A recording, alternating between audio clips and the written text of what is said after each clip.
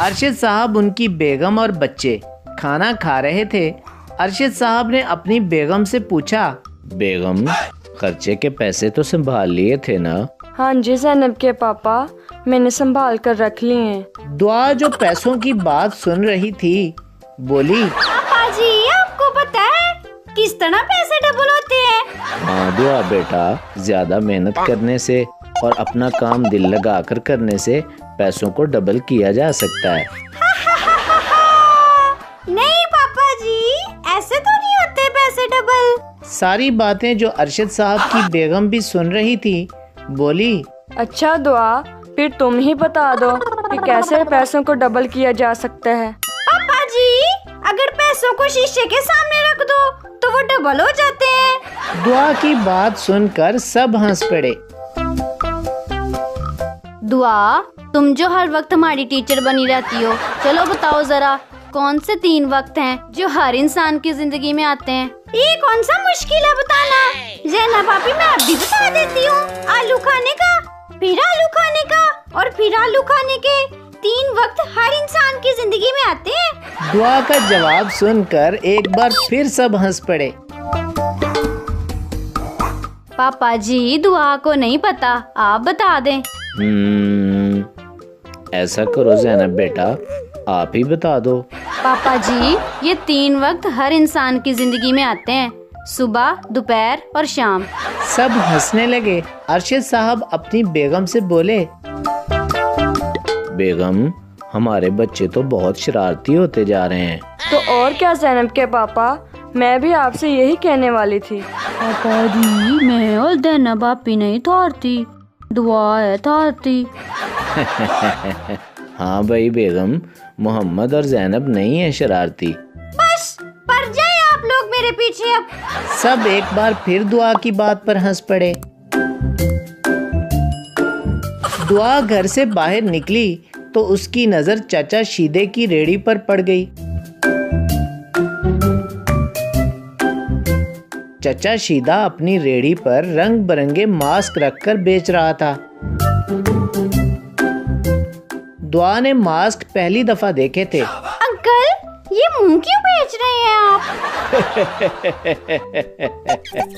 बेटा, ये मुंह नहीं है, ये मुंह पर लगाने वाला मास्क है। चाचा शीदे ने एक मास्क अपने चेहरे पर लगाया। मैं तुम्हें खा जाऊंगा। लड़की, इस तरह तुम सबको डरा सकती हो। हाँ हाँ हाँ अंकल, मैं अभी पैसे लाती हूँ, आप ये मुझे भी दे दें। दुआ भागते हुए घर वापस आई। अरशद साहब सेहन में बैठे अखबार पढ़ रहे थे। दुआ ने चीजी के लिए पैसे मांगे तो अरशद साहब ने दे दिए। दुआ पैसे लेकर भागती हुई बाहर गई। अंकल, ये ले पैसे और मुझे बहुत डरावना सा मास्क दे दें। वो मास्क पहनकर घर चली गई और लगी अरशद साहब को डराने। मैं एक भूत हूँ और मैं आप सबको खा जाऊंगी। मगर ये क्या? अरशद साहब डरने की बजाय हंसने लगे।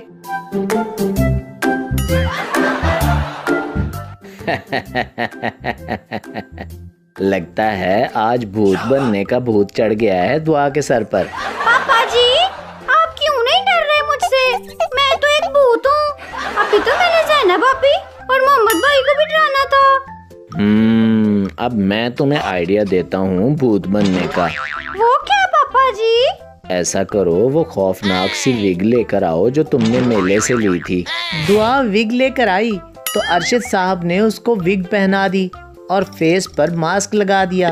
अब वो ठीक वाला भूत लग रही थी। दुआ, अब तुम ठीक वाला भूत लग रही हो। अब देखो मैं कैसे ज़ैनब भाभी और मोहम्मद भाई का इलाज करती हूँ। वो ये कहकर कमरे में चली गई जहाँ मोहम्मद और ज़ैनब सोए हुए थे।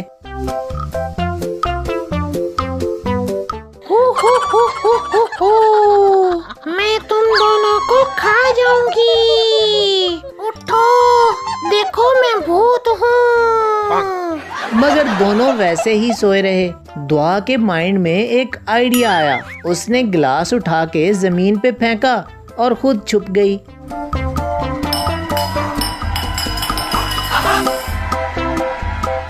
दुआ, हद होती है बदतमीजी की भी, क्यों इतना शोर कर रही हो? मगर दुआ तो वहाँ कहीं नहीं थी। दहना बापी, पापा तो बताऊंगा मैं दुआ का। मैं तुम दोनों को खा जाऊंगी। उठो, देखो मैं भूत हूँ। दुआ भारी आवाज में बोली और जैनब और मोहम्मद डर कर इधर उधर देखने लगे। कौन है? तभी दुआ छलांग लगाकर बाहर आई।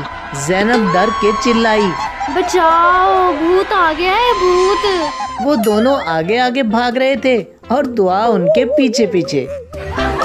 शोर सुनकर बेगम भी सहन में आ गई। बेगम को कुछ समझ नहीं आया कि क्या हो रहा है। जैनब के पापा, ये सब क्या है? दोनों बच्चे आगे आगे थे और दुआ उनके पीछे पीछे। अचानक दुआ का पांव फिसला और वो गिर गई।